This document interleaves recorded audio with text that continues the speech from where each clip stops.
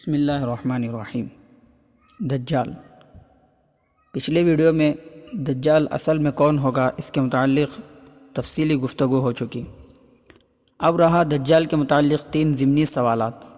دجال کون ہے؟ اس کے ضمن میں چند ذیلی سوالات جنم لیتے ہیں۔ ان کو حل کیے بغیر دوسرے سوال کی طرف جانا قبل از وقت ہوگا۔ وہ ذیلی سوالات کچھ یوں ہو سکتے ہیں۔ نمبر 1، دجال کس چیز کی دعوت دے گا، یا دوسرے لفظوں میں اس کے فتنے کی نوعیت کیا ہوگی۔ نمبر 2، دجال کے پیروکار کون لوگ ہوں گے۔ نمبر 3، اس کو کون کون سی غیر معمولی طاقتیں حاصل ہوں گی اور کس بل بوتے پر حاصل ہوگی۔ ذیل میں ہم ان 3 عنوانات سے متعلق ماحضر احتیاط کے ساتھ پیش کرنے کی کوشش کریں گے۔ نمبر 1، دجالی مذہب۔ دجال ایک نئے مذہب کی دعوت دے گا، ایک ایسے نئے اور جھوٹے مذہب کی جس میں پہلے وہ نبوت کا دعویٰ کرے گا اور پھر خدائی کا۔ اس بدبخت کا سب سے بڑا فتنہ یہی ہوگا کہ اسے اللہ تعالیٰ نے جتنا کچھ نوازا وہ اس سے خیر کا کام لینے کے بجائے شر کا وہ عظیم طوفان برپا کرے گا کہ حدیث شریف میں آتا ہے کہ حضرت آدم علیہ السلام کی پیدائش سے لے کر قیامت قائم ہونے تک دجال کے فتنے سے بڑھ کر کوئی فتنہ نہیں۔ یہ مذہب فری میسنری کا خفیہ مذہب ہوگا۔ یہ ان نظریات پر مشتمل ہوگا جس سے دجال کی پیشگی تنظیم فری میسن نے ایجاد کیا اور اسے پھر آہستہ آہستہ دنیا نے قبول کر لیا۔ مثلا مغربی جمہوریت جو فری میسنری کے برادرز اور ماسٹرز کو برسر اقتدار لانے کا بہترین ذریعہ ہے۔ جدید نظام تعلیم جو انسانیت کی خدمت کے بجائے شکم پرستی اور نفس پروری سکھاتا ہے۔ مغربی نظام معیشت جو سود، جوے، غرر و ضرر اور بے حساب منافع خوری پر مشتمل ہے۔ ٹیکس کے نظام کا کلی رواج اور زکوٰۃ و صدقات کے نظام کا انہدام، یعنی وہ نظام جس میں حکومتیں دینے کے بجائے لینے کا مزاج بنا لیتی اور اپنے ہی عوام کو لوٹتی کھسیٹتی ہیں۔ مغربی تہذیب جو اباحیت اور عقلیت پرستی پر مشتمل ہے، یعنی وحی کی رہنمائی میں جائز و ناجائز کی تعیین کیے بجائے عقل اور شہوت کی بنیاد پر درست و نادرست کی تعیین وغیرہ وغیرہ۔ فری میسنری پر کام کرنے والے تقریباً تمام ہی محققین بشمول عیسائی و لا مذہب صحافیوں کے اس بات پر متفق ہیں کہ یہ وہ اکلوتی خفیہ تنظیم ہے جو مذہب کا نام لیے بغیر اپنے نظریات، رسومات اور اصطلاحیات میں ایک مکمل مذہب کی شکل رکھتی ہے۔ فری میسنری جس نئے عالمی نظام کی نقیب ہے وہ در حقیقت ایک عالمی مذہب ہے، اور افسوس ہے کہ وہ روحانی نہیں شیطانی مذہب ہے جو تحریف شدہ یہودیت اور نفس و شیطان پرستی کا ملغوبہ ہے۔ ایک نظر ذیل کے اقتباس پر ڈالیے جو فری میسنری کے اصلی ہدف عالمی حکومت کا اجمالی خاکہ پیش کرتا ہے۔ صرف ایک مذہب کی اجازت دی جائے گی اور وہ ایک عالمی سرکار کلیسا کی شکل میں ہوگا جو 1920 سے وجود میں آ چکا ہے۔ شیطانیت، ابلیسیت اور جادوگری کو ایک عالمی حکومت کا نصاب سمجھا جائے گا۔ بتائیے کسی آسمانی مذہب کے پیروکاروں کی تعلیمات ہو سکتی ہیں؟ کوئی نجی یا چرچ اسکول نہیں ہوگا۔ تمام مسیحی گرجے پہلے ہی سے زیر و زبر کیے جا چکے ہیں۔ چنانچہ مسیحیت ایک عالمی حکومت میں قصہ پارینہ ہوگی، ایک ایسی صورتحال تشکیل دینے کے لیے جس میں فرد کی آزادی کا کوئی تصور نہ ہو، کسی قسم کی جمہوریت، اقتدار اعلیٰ اور انسانی حقوق کی اجازت نہیں ہوگی۔ قومی تفاخر اور نسلی شناخت ختم کر دی جائے گی اور عبوری دور میں ان کا ذکر بھی قابل تعزیر ہوگا۔ ہر شخص کے ذہن میں یہ عقیدہ راسخ کر دیا جائے گا کہ وہ مرد یا عورت ایک عالمی حکومت کی مخلوق ہے اور اس کے اوپر ایک شناختی نمبر لگا دیا جائے گا۔ یہ شناختی نمبر برازیل، بیلجیم کے نیٹو کمپیوٹر میں محفوظ ہوگا اور عالمی حکومت کی کسی بھی ایجنسی کی فوری دسترس میں ہوگا۔ CIA، FBI، ریاستی اور مقامی پولیس ایجنسیوں، IRS، FEMA، سوشل سیکیورٹی وغیرہ کی ماسٹر فائلیں وسیع کر کے ان میں لوگوں کے کوائف کا اندراج امریکہ میں تمام شہریوں کے ذاتی ریکارڈ کے اندر میں کیا جائے گا۔ اور یہ باتیں ڈاکٹر جان کولمین نے بتائی ہیں۔ فری میسنری اپنی خفیہ تقریبات میں جن کا کچھ ذکر عالمی یہودی تنظیم میں آ چکا ہے، جو اصطلاحات استعمال کرتی ہے، مثلا مقدس دستور، تورات یا تالمود، مقدس شاہی محراب، مقدس درخت، مقدس قربانی، مقدس علم یعنی جیومیٹری، ہیکل سلیمانی کے 9 معمار یعنی ماسٹر میزنس، ذی وقار معمار اعلیٰ گرینڈ ماسٹر، 12 سردار، 70 دانا بزرگ، داؤد کی نسل سے عنقریب آنے والا عالمی بادشاہ یعنی دجال اکبر وغیرہ، یہ سب اصطلاحات اور ان کے علاوہ نامانوس الفاظ مثلا میکینی، جاہ بالآن، جہبلون وغیرہ، یہ سب اس امر کی واضح علامات ہیں کہ تنظیم اپنی تقریبات منعقد کرتے وقت جس چیز کو خفیہ رکھنا چاہتی ہے وہ دجالی یہودی مذہب کی خفیہ رسومات ہیں، اور دجالی رسومات کو اپنانے والی یہ تنظیم در حقیقت شیطانی مذہب کی علم بردار ہے۔ وہ اپنے آپ کو ظاہر تو فلاحی و سماجی تنظیم کی حیثیت سے کرتی ہے، لیکن در حقیقت وہ ایک مستقل خفیہ مذہب رکھتی ہے، اور یہ تو ہر ایک سمجھتا ہے کہ رحمانی چیزیں خفیہ رکھنے کے لیے نہیں ہوتی، چھپا چھپا کر تو شیطانی کام کیے جاتے ہیں۔ درج ذیل سطور میں کچھ سوالات ہیں جو فری میسن کارکن بننے والے ایک امیدوار سے کیے گئے اور ساتھ ہی اس کے جوابات ہیں۔ یہ مکالمہ فری میسن کی ابتدا میں سن 1730 عیسوی میں منعقد ہونے والی ماسٹر میسن کی حلف برداری کی ایک تقریب سے تعلق رکھتا ہے۔ سوال: جب تم عمارت کے وسط میں یعنی درمیان میں پہنچے تو تم نے کیا دیکھا؟ جواب: حرف جی کی مشابہت۔ سوال: جی کا حرف کس بات کی نشاندہی کرتا ہے؟ جواب: اس ہستی کا جو تم سے بڑی ہے۔ سوال: مجھ سے بڑا کون ہے؟ میں ایک آزاد اور مستند میسن ہوں، ماسٹر آف لاج ہوں۔ جواب: کائنات کا موجد اور سب سے بڑا معمار، یا وہ جو مقدس معبد یعنی ہیکل سلیمانی کے کلیس کی چوٹی پر لے جایا جائے گا۔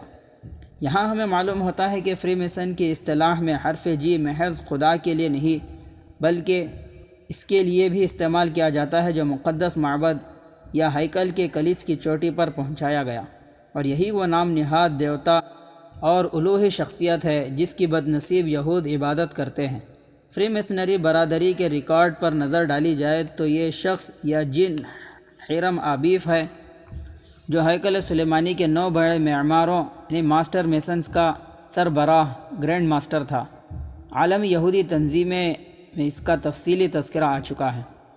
دجال ظاہر ہوگا تب بھی اس کو عام لوگ نہیں پہچان پائیں گے، جس طرح کی یہودیوں کے فریب کا شکار لوگ ان کے ایجنٹ بن کر بھی ان کے شیطانی مذہب کو سمجھ نہیں پاتے۔ دجال جب ظاہر ہوگا تو وہ دجال ہونے کا دعویٰ نہیں کرے گا اور نہ ہی نئے مذہب کا داعی ہوگا، وہ جدیدیت کا علم بردار اور انسانیت کا دعوے دار بن کر نمودار ہوگا، اور یہود اپنے اس جھوٹے مسیحا کو بہت بڑا درد مند اور انسانیت کے خیر خواہ کے روپ میں پیش کریں گے۔ تبھی تو لوگ اس پر اعتماد کریں گے، کیونکہ ان کو دجالی مذہب کی اصطلاحات پر اعتماد کرنا سکھا دیا گیا ہوگا۔ لوگ مجبور ہو کر نہیں، متاثر ہو کر اس کی طرف بڑھیں گے۔ فری میسنری کے پلیٹ فارم سے ٹھیک یہی کچھ ہو رہا ہے۔ لوگ اس تنظیم کو اور اس کے ذیلی اداروں یعنی Rotary club, lines club, shrines, مغربی NGOs میں مذہبی سے بالا تر ہو کر انسانیت کی خدمت کے لیے شامل ہوتے ہیں، اور پھر انہیں وہ روحانی اطمینان ملے یا نہ ملے جس کا انہیں جھانسا دیا گیا تھا، ایک نئے شیطانی مذہب کی آغوش ضرور مل جاتی ہے۔ نبی کریم صلی اللہ علیہ وسلم نے فرمایا، جو دجال کی خبر سن لے وہ اس سے دور رہے۔ اللہ کی قسم، آدمی اپنے آپ کو مومن سمجھ کر، یعنی یہ جملہ انتہائی قابل غور ہے، اس کے پاس آئے گا اور پھر اس کے پیدا کردہ شبہات میں اس کی پیروی کرے گا۔ یہ حدیث سنن ابو داؤد میں بروایت عمران بن حسین رضی اللہ عنہ نقل کی گئی ہے۔ نمبر 2، دجال کے ساتھی۔ دجال کے پیروکاروں کی اکثریت یہودی اور عورتیں ہوں گی۔ مسند احمد۔ اب یہاں اشکال ہو سکتا ہے کہ یہودیوں کی تعداد تو بہت کم ہے، ان کے بل بوتے پر وہ عالمی نظام، عالمی حکومت اور عالمی مذہب کے قیام کی کوشش کیسے کرے گا؟ اس کا جواب یہ ہے کہ یہودی دھوکہ دے کر اپنے ساتھ صہیونیوں کو ملا لیں گے۔ صہیونی ہر اس شخص کو کہتے ہیں جو یہودی ہو یا نہ ہو، لیکن یہودی مقاصد مثلا عالمی دجالی ریاست کے قیام کی تکمیل میں یہود کا اعلی کار بن جائے۔ یہودیوں کے فریب کا شکار وہ عیسائی، ہندو اور مسلمان ہوں گے جو دجال کے فتنے سے خود کو محفوظ نہیں رکھ سکیں گے اور اس کے پھندے میں پھنس جائیں گے۔ امریکہ اور یورپی ممالک یہود کے شکنجے میں کسے ہوئے ہیں، وہ یہودیوں سے زیادہ اسرائیل کے حامی ہیں اور اس کی حمایت کو اپنے لیے باعث برکت سمجھتے ہیں۔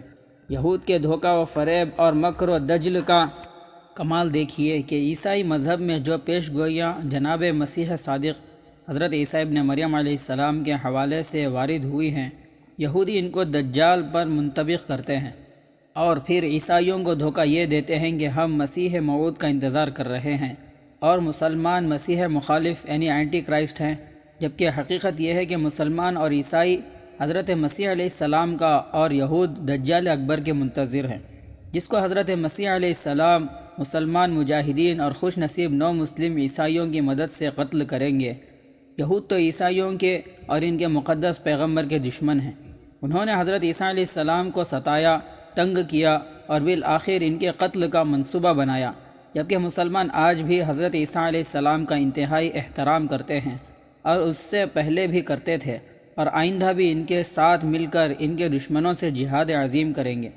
کیا دنیا میں عیسائیوں جیسی سادہ قوم بھی ہوگی جو اپنے پیغمبر کے قاتلوں سے تو دوستی اور تعلق رکھے اور جو ان کے اور اپنے مشترکہ پیغمبر سے بے پناہ محبت رکھتی ہوگی اس سے نفرت اور دشمنی رکھے؟ رہ گئے دجالی مسلمان تو یہ وہ بد نصیب ہوں گے جو فکری ارتداد کا شکار ہوں گے۔ اس گروہ کے سرخیل اور تمام اسکالرز، ڈاکٹرز، پروفیسرز اور نام نہاد دانشور ہوں گے جو دین کا حلیہ بگاڑنے میں پیش رہے، جو مال و اولاد کے فتنے میں پھنس چکے ہوں گے، جو حرام خوری اور حرام کاری سے توبہ نہیں کریں گے، جنہیں عیش پرستی اور لذت کوشی راہ خدا میں اٹھنے سے روک لے گی، اور جو دجال کی شعبدہ بازیوں سے بچانے والے اہل حق کی پکار کو پسماندہ ملائیت کہہ کر ٹھکرا دیں گے اور پھر دجال کے ساتھ دنیا و آخرت کی رسوائی سمٹیں گے۔ اب دجال اکبر کے ظہور سے قبل فریب کی دو ممکنہ صورتیں۔ اگر یہ سوال کیا جائے کہ یہ لوگ عقل و فہم اور دین و ایمان رکھتے ہوئے کیوں کر دجال کی پیروی پر راضی ہو جائیں گے، تو اس کا جواب یہ ہے کہ یہ لوگ دنیا کو اس نظر سے دیکھ رہے ہوں گے جس نظر سے مغربی میڈیا ان کو دکھاتا ہے۔ مغربی میڈیا دجال کو ان کا سب سے بڑا خیرخواہ ثابت کرے گا۔ بدعملیوں کی نحوست کے باعث مسلمانوں کی ایمانی بصیرت ختم ہو چکی ہوگی، یہ عصر حاضر کو ان احادیث کی روشنی میں نہیں جانچ پا رہے ہوں گے جن میں دجال، دجالیت اور فتنہ دجال یعنی مال و دولت، حسن طاقت، ٹیکنالوجی کی حقیقت سے مسلمانوں کو وضاحت کے ساتھ، تاکید کے ساتھ اور اہمیت کے ساتھ آگاہ کیا گیا ہے۔ پھر حدیث شریف میں آتا ہے کہ بعض لوگ کہیں گے کہ ہم جانتے ہیں یہ دجال ہی ہے، مگر ہم اس کے پاس موجود سہولیات سے استفادہ کر رہے ہیں، ہم اس کے مذہب پر نہیں ہیں۔ حدیث میں ہے کہ ان کا حشر بھی دجالیوں کے ساتھ ہوگا۔ فتنہ دجال اور ظہور دجال اکبر روئے زمین پر برپا ہونے والے اس سب سے بڑے مرکز کے نام ہیں جہاں فریب ہی فریب اور دھوکہ ہی دھوکہ ہے۔ مگر فتنہ دجال اکبر در حقیقت فریب کا فتنہ ہوگا، یہ فریب دراصل فریب نظر ہوگا۔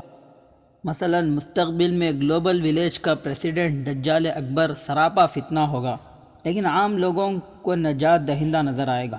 یہ بات درست نہیں کہ جب دجال اکبر ظاہر ہوگا تو مسلمان اسے دیکھتے ہی پہچان لیں گے، بلکہ حقیقت یہ ہے کہ جب وہ ظاہر ہوگا تو یہود و نصارہ اور کفار کی اربوں کی تعداد اس کی گرویدہ ہو کر اس کے پیچھے پیچھے چلنے اور اس کی ایک آواز پر جان دینے کو تیار ہو جائے گی۔ ان حالات میں مسلمانوں کو بھی کثیر آبادی جو برائے نام مسلمان ہوگی اور در حقیقت وہ ان لوگوں پر مشتمل ہوگی جو اس کے ظہور سے قبل ہی فسطاط نفاق یعنی نفاق کے خیمے میں داخل ہو چکی ہوگی، اس کے پیچھے لبیک کہہ کر چل پڑے گی، بلکہ اس کے جھنڈے تلے لڑنے اور جان دینے پر آمادہ ہو جائے گی۔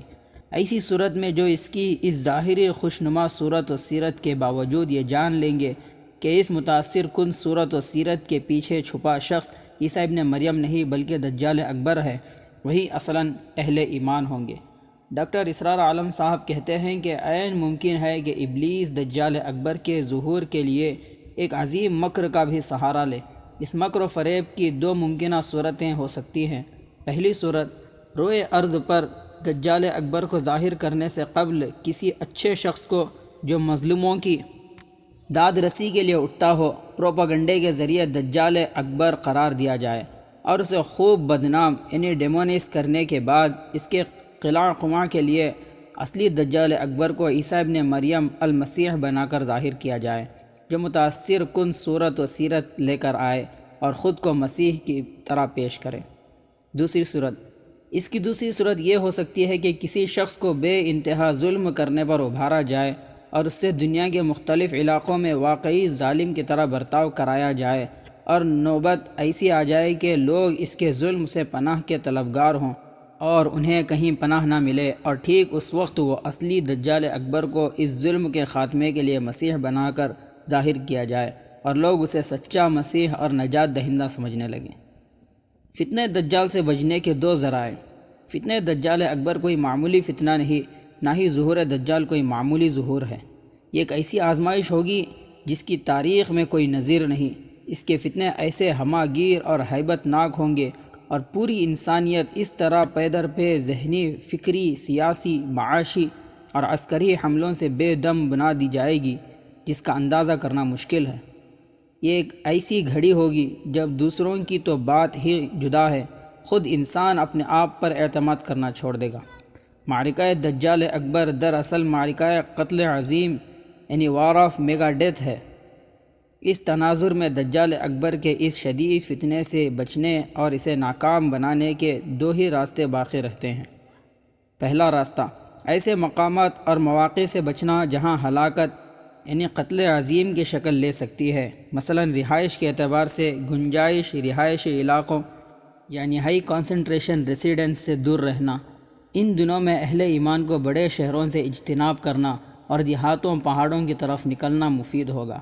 شہروں میں ویسے بھی فتنوں کے مواقع زیادہ اور نیکیوں کا ماحول کم ہی ہوتا ہے، اور دجالیت نیکیوں سے دور گناہوں کی دلدل میں جنم لیتی ہے۔ دوسرا راستہ، جہاد کے لیے دل سے تیار ہو جانا اور یہ طے کر لینا کہ قبل اس کے کہ کوئی ہماری جان لے، ہم اپنی جان فدا کر کے ابدی حیات پالیں۔